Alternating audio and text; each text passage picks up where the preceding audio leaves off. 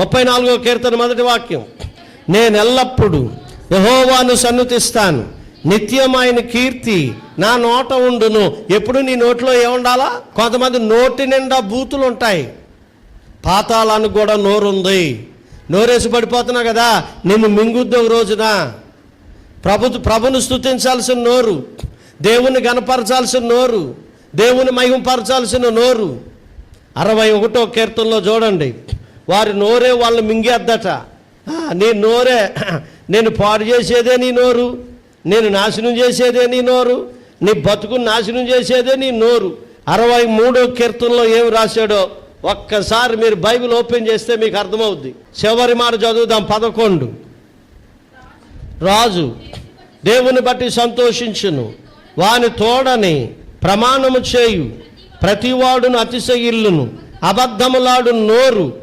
అదనమాట. ఏ నోరు ఇదే? అబద్ధములాడు నోరు. నోరు ఏమవుద్దట? దేవుడు నొక్కుతాడు. అప్పుడప్పుడు మీరు అంటారు కదా, నీ నోరు నొక్కేస్తాడు ఏదో రోజుని.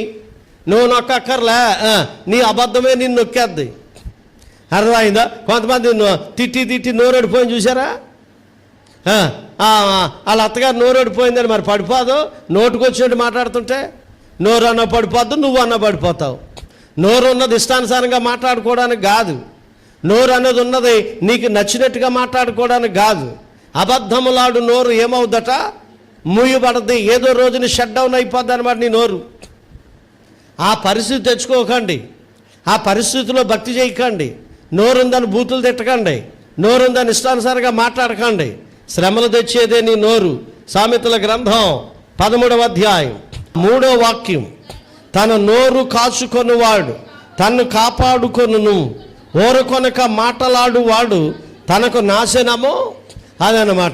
పాతాళానికి కూడా ఏముంది? నీకే కాదమ్మా నోరు, దానికి కూడా ఉంది నేను మింగటానికి. ఇక్కడ కళ్ళు మూయగానే అలా మింగేద్దంతే నిన్ను. ఇక్కడ కళ్ళు మూయగానే ఏమంటే నరకానికి వెళ్ళడానికి ఎంత టైం పడుతుందో తెలుసా? యోబు గ్రంథంలో రాశాడు, 1 నిమిషం పడుద్దట నరకానికి పోవడానికి. 1 సెకండ్ అంతే. యోబు గ్రంథం 21:13, వారు శ్రేయస్సు కలిగి తమ దినములు గడుపుదురు 1 క్షణములోనే.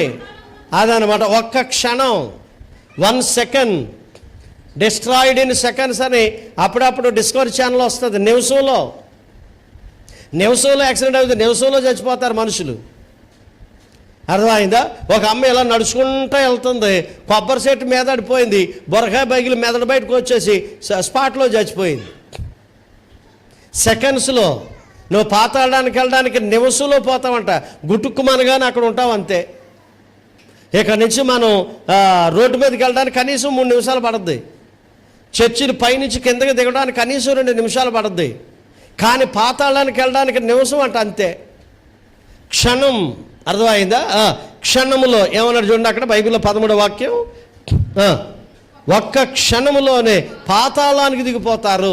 ఇక్కడ కళ్ళు మూయగాడం, ఆ నరకంలో పడిపోవడం అంతే. అలాంటి పరిస్థితి వస్తుంది రేపు పొద్దున్న నీకు. ఇప్పుడన్నా బుద్ధి తెచ్చుకో. మా ఆయన తిడుతుంటే ఉండలా పోయాను అయ్యగారు, అందుకే తిట్టానండి. అప్పుడే ఆపుకోవాలి. మా ఆయన బూతులు తిడుతున్నాడని నేను తిట్టేశానండి, ఇక ఆడికి నీకు తేడా ఏముంది? మా ఆయన తప్పు చేస్తున్నాడని నేను తప్పు చేశానండి, ఆడికి నీకు ఇక తేడా ఏముంది? ఆడు మారక తప్పు చేశాడు, నువ్వు మారి తప్పు చేస్తున్నావు. వాడు మారక ప్రభు దగ్గర రాలేదు, నువ్వు ప్రభు దగ్గరికి వచ్చి నువ్వు తప్పు చేస్తున్నావు. తేడా ఏముంది ఇందులో? ఆడు నరకానికి పోతాడు, ఆడ వెనకాల నువ్వు పోతావు. పాతాళమున 1 క్షణంలో దిగిపోతారన్నది బైబిల్లో. అయ్యలారా అబ్బలారా, మారండి, మార్పు పొందండి. యేసు ప్రభువుని నమ్ముకోవడం దేనికోసం అంటే ఏదో కలిసి వస్తుందని కాదు, లేకపోతే మా అమ్మాయికి ప్రెగ్నెన్సీ వస్తుందని కాదు, మా అబ్బాయికి ఉద్యోగం వస్తుందని కాదు. నువ్వు నరకం నుండి తప్పించుకోవడానికి యేసు ప్రభువుని నమ్ముకోవాలి. అదే ఈ మాటలు ఎవరికి అర్థం అవ్వట్లేదండి. ఈవెన్ ప్రార్థనకి వెళ్ళే వాళ్ళకి అర్థం అవ్వట్లేదు. ప్రార్థనకి వెళ్ళిన వాళ్ళకి ఎలాగో అర్థం అవ్వవు, కనీసం ప్రార్థనకు వచ్చే వాళ్ళకైనా అర్థం అవ్వాలి కదా. దేవుని సన్నిధికి వెళ్ళే వాళ్ళకైనా అర్థం అవ్వాలి కదా.